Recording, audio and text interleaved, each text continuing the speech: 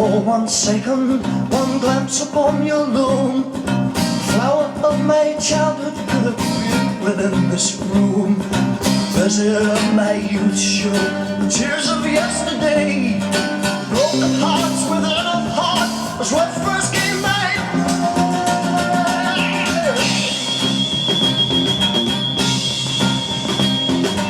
Did the lifeline paths change as I became a man? The added aura untold blends as I asked for a hand. Did your golden needle sew its thread Virginia white? As long as we embraced as one upon our wedding night.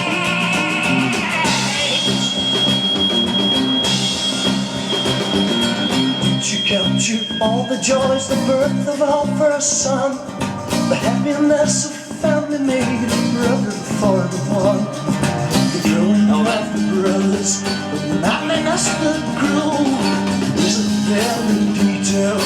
Is it there with you? Do the sparks of life grow bright as one by one they grow? To live as fathers, husbands, apart from life and love.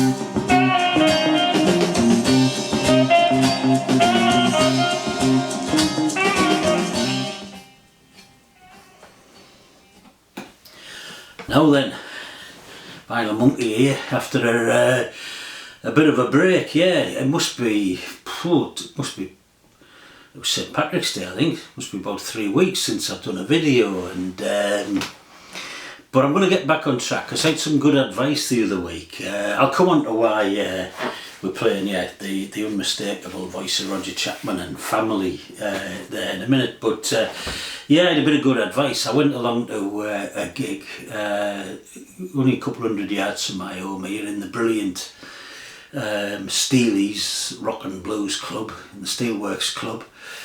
Superb stuff going on there, wide range of music, and I'll come back to that. But went to see a band a couple of weeks back, Smoking Gun, routine bread and butter covers band, but absolutely brilliant musicians, featuring a sort of twin guitar lineup, and they did a couple of Wishbone Ash, but that sort of brilliant twin lead guitar sound, superb. And I'd arranged to meet a friend of mine who I don't see very often, and he dipped into his bag and he says, "Mally," he says, I've brought you and your missus a present," and he produced 2 limes. Well, we've ate one of them, there's only one left. Oh, we haven't ate it, we put it in drinks. And I sort of thanked him and put them aside, and it preyed on me. I thought, what is the significance of these limes? And I told him later that night after the gig, I texted him and I said, I'm just still pondering on the significance. And he said, "Mally, a lime is a lime is a lime." And that was some of the best advice I've had for a while, actually.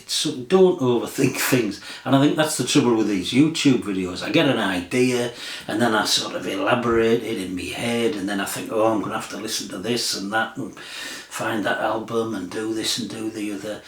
And I overthink things to the point where I don't actually do them.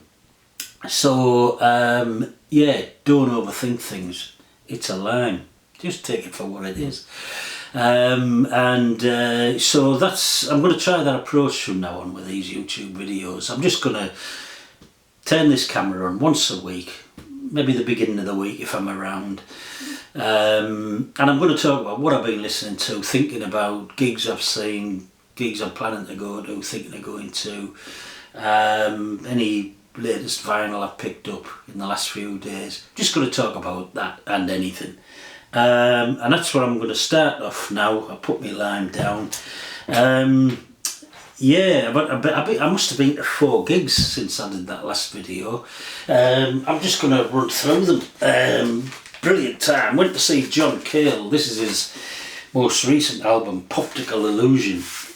Double album. Superb. Challenging. I mean, I find it's on the 4th or 5th listen that you start to, feel the ins and outs and to's and fro's of this album, and you get into the sort of feel of it and the groove of it, and I love albums like that. And I used to always get into my albums in the car, really, with a cassette or a CD, but now the cars are obviously devoid of these contraptions, and it sometimes takes a long time for me to get into a new LP, because with that many records here, to play one 5 or 6 times can take me months. But this is one of those. I love that type of album. The John Cale gig at Newcastle was superb. 83-year-old. He's never took a backward or sideways step. He's never afraid to be challenging. He never rests on his laurels.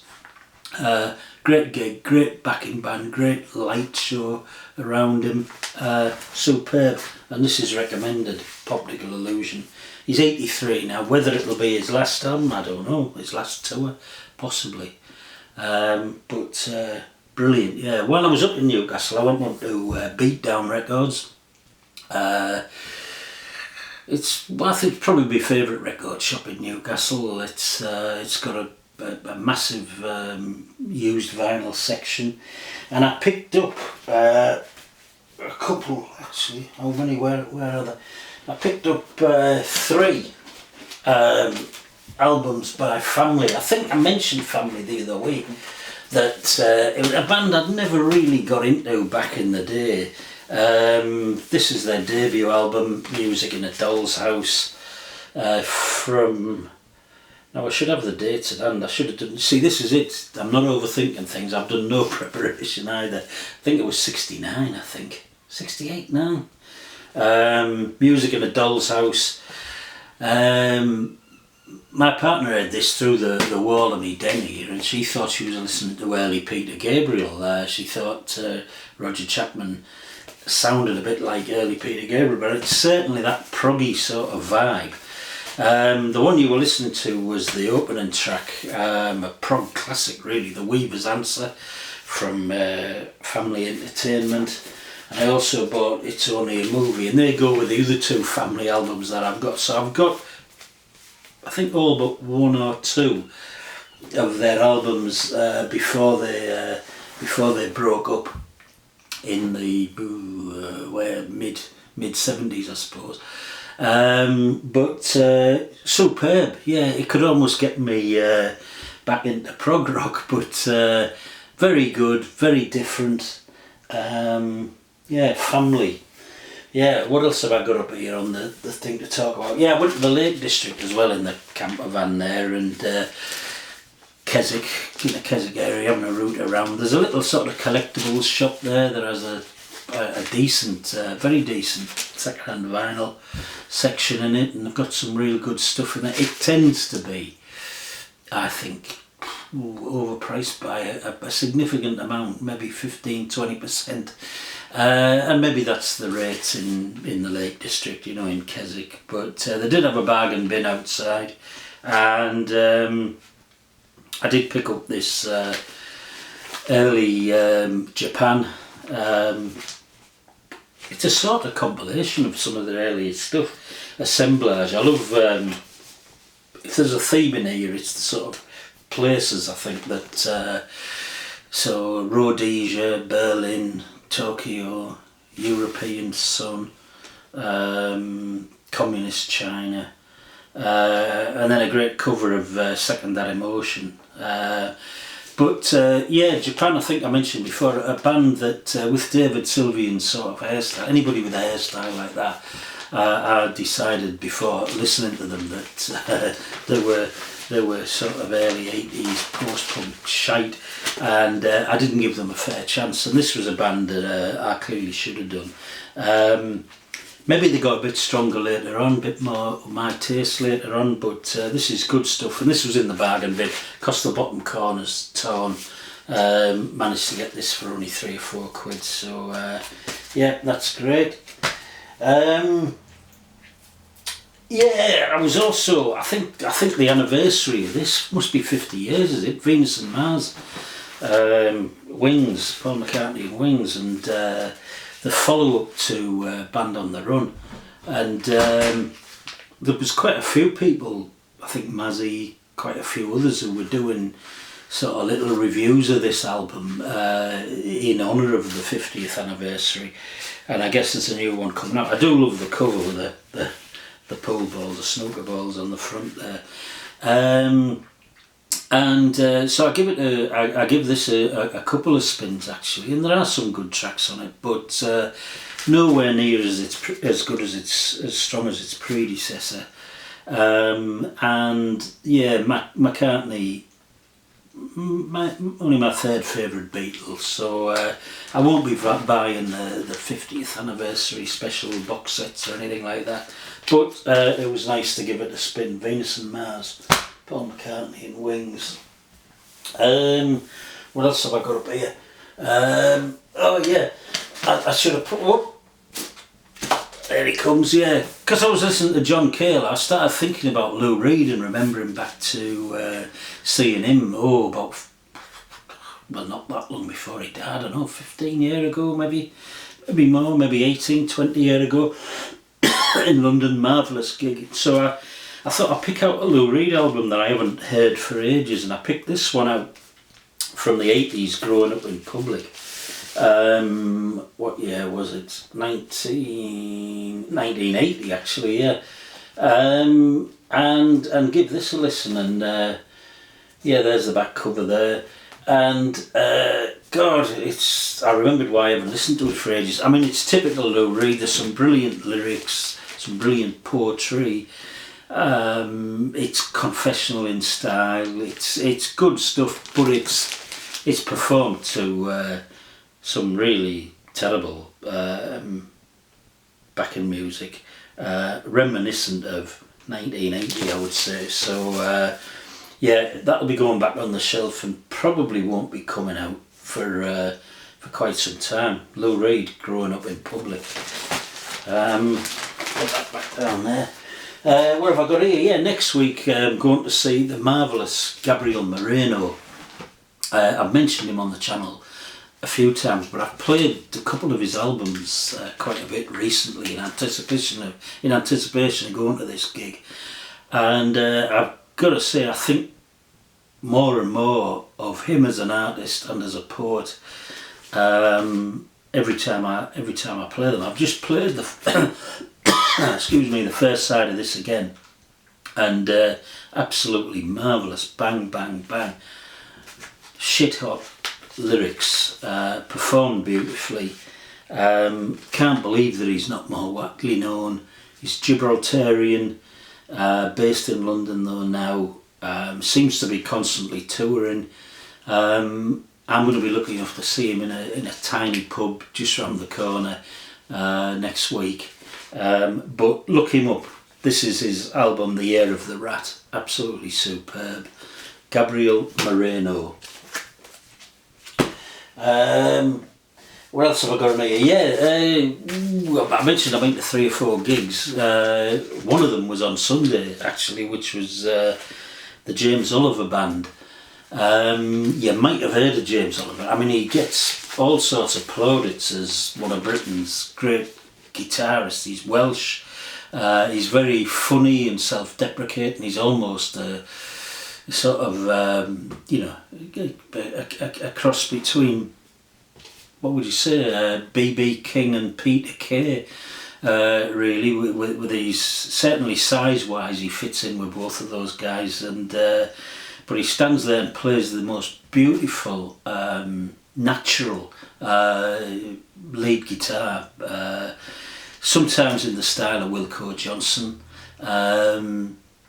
but it's just so natural. It seems like his guitar is an appendage to himself, but brilliant, with a great drummer behind him as well.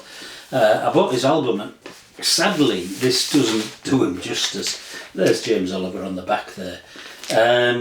The album, the production on it, or the mastering, or whatever it is, the sound's not brilliant. Maybe the CDs that he was selling on the merch stall would do him more justice. But again, if you see him touring, what a band! Brilliant rockabilly, Duane Eddy-ish, sometimes Wilco Johnson-ish, others. Superb stuff. The James Oliver band. What else have I got? Yeah.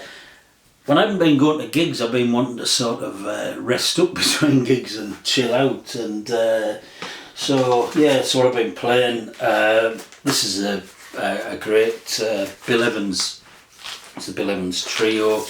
It's a double album. It was a gig from quite a way back that had been recorded but not released, and it was just fairly recently released. Bill Evans on piano, obviously, Eddie Gomez on bass, Elliot Zygmunt on drums, and it was recorded in Canada without a tariff on it, I guess. But superb with a couple of glasses of whiskey. Bill Evans Trio on a Friday evening. And then lastly, and to go out with, music for chilling out to light stuff that it just brings a smile to my face, really. We're going to go out with this one. Have I got it on the right thing? This is John Keating. I would say, if anybody hasn't got this in their collection, I think you can pick it up quite cheap. Space Experience, John Keating. John Keating's Scottish composer and musician, who I think he made a couple of albums, but this one with a sort of space theme contains half the tracks are his own compositions, half of them are tracks with a sort of vague space related theme to them. Covers. He's a pioneer of early synthesizers. On this one he's featuring the EMS Synthy VCS3 music synthesizer, which sounds, this is about 1970 this I think, but it certainly sounds of its time, early. But what he did do was produce albums that were, I think, went on to be often used for demonstrating top-end hi-fi equipment, because the sound is just so good on these. So we'll go out with John Keating. As I say, pick it up if you haven't got it. It's just a great listen. It's only light stuff. It's not doesn't make you overthink things. But where are we? This side. If I can switch it on.